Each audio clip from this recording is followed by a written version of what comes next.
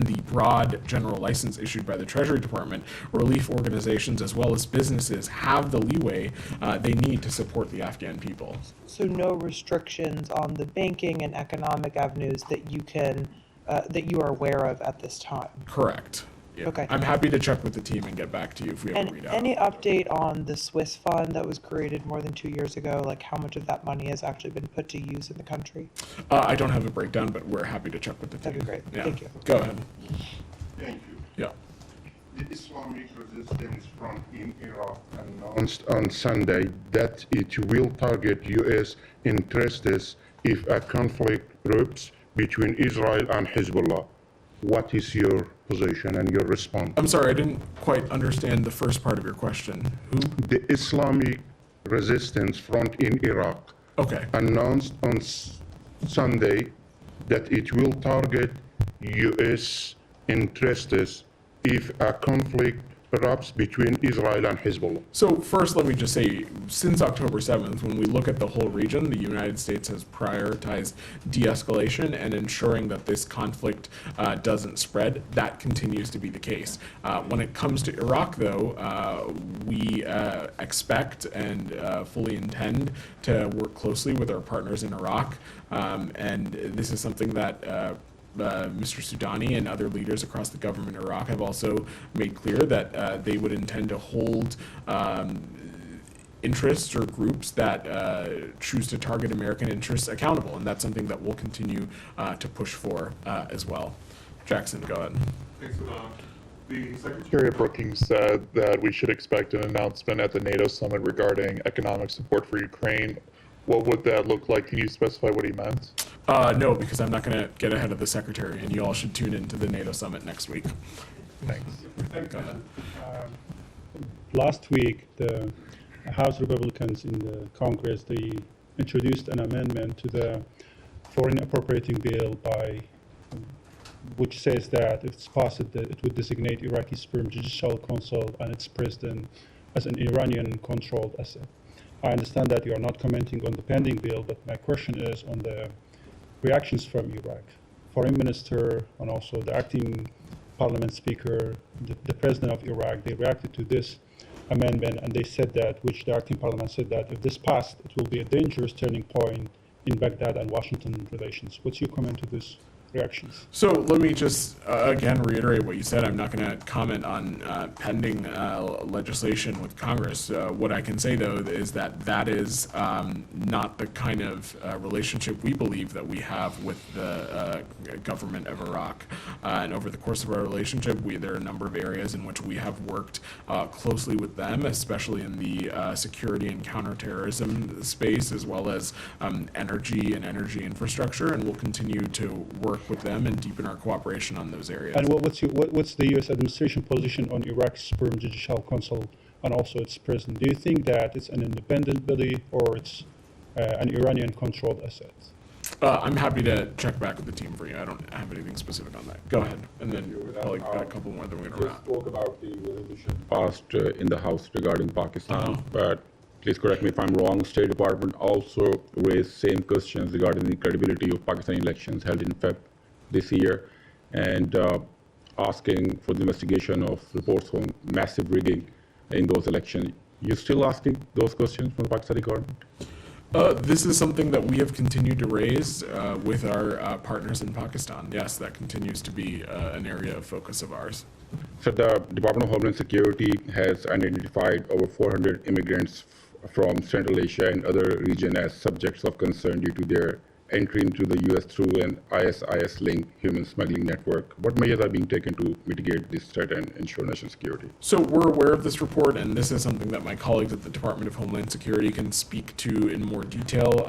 Let me just say, though, that we work very closely with international counterparts, including our partners in Central Asia, on issues like counterterrorism partnerships, exchange information on potential threats, and as well as improving screening capabilities. But would you say I'll let something about DHS speak to that more. So would you say something about the multiple bombings in Nigeria, like more than 50 people dead, more than 100 are injured?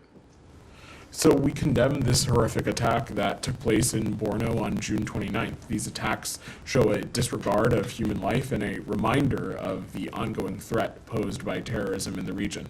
We offer our condolences to the families of those killed and wish a full recovery to those who were injured. Goyal, go ahead. Thank you, sir. Quick question. This debate have been going on in India and also in the US, and even during Modi's second term, Modi 2, and now it continues Modi 3. As far as US-India relations are concerned, because of some countries don't have a good relation with the US because they support terrorism and all those things like Iran and North Korea and among others. But India or Modi is friends with them, or they deal with them because of the national needs of India, including with Iran and also with the Soviet Union, with Mr. Putin, with Russia. So how are you going to deal with India-US relations in this midst of, because there are sanctions against those countries, but India or Modi is saying that we have a national need and we have to deal with them in our own. But as far as US relations are concerned, we are with the US and we will be with the US because largest democracy on the globe and the oldest democracy on the globe, and now we celebrate, of course, the 4th of July. So where do we stand? So let me just say, this is something this should be not new to you, Goyal, that India is a country in which we are deepening our relations with in a number of key spaces, especially as it relates to deepening our economic ties, deepening our security cooperation. The president had the opportunity to briefly see Prime Minister Modi on the margins of the G7 a couple of weeks ago. So this is an area we will continue to cultivate this relationship. You are no stranger to the fact that we hosted India for a state visit last summer, and I imagine there'll be a number of additional areas where we continue to deepen cooperation. National Security Advisor Sullivan just had a visit to Delhi a number of weeks ago as well. And second, sir, thank you. Prime Minister Modi has been trying even during his second term that India wants a good relation with Pakistan, neighboring country, because if we have good neighbors and we prospers and all that, India, and Modi said that now time have come for Pakistan to develop for needs of their people, national needs, not just for military and not corruptions and all that. What I'm asking you now, because still now Mr. Sharif or Jasir have been trying to say that we not want to have good relation with India, but India is saying, as in the last 5 years, that terrorism and talks cannot go together. Pakistan have to condemn terrorism fully against India. Is still going on. So where do we stand as far as triangle US-India, US-Pakistan, and India-US relations? Well, we would hope that any country on the face of the planet condemns terrorism anywhere, but ultimately this is between India and Pakistan. Broadly, of course, we welcome any countries making more positive relations with their neighbors, but as it relates to this specifically, I don't have anything to offer. Thank Go you. ahead. Many women journalists in Israel who were reporting this weekend on the protest of ultra-Orthodox Jews against the Supreme Court's order to enlist them for military service have complained publicly about insults and violence from these protesters who called them whores, among more insults. What is your reaction to these insults, to this violence towards women journalists? So first, let me just say, any kind of violence or insult to journalists who are just doing their job, in this instance, covering some protests, is fully unacceptable.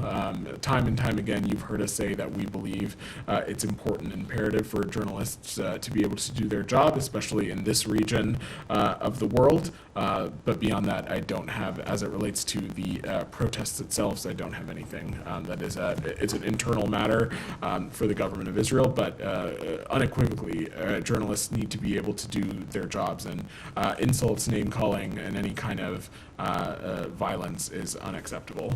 All right, thanks everybody.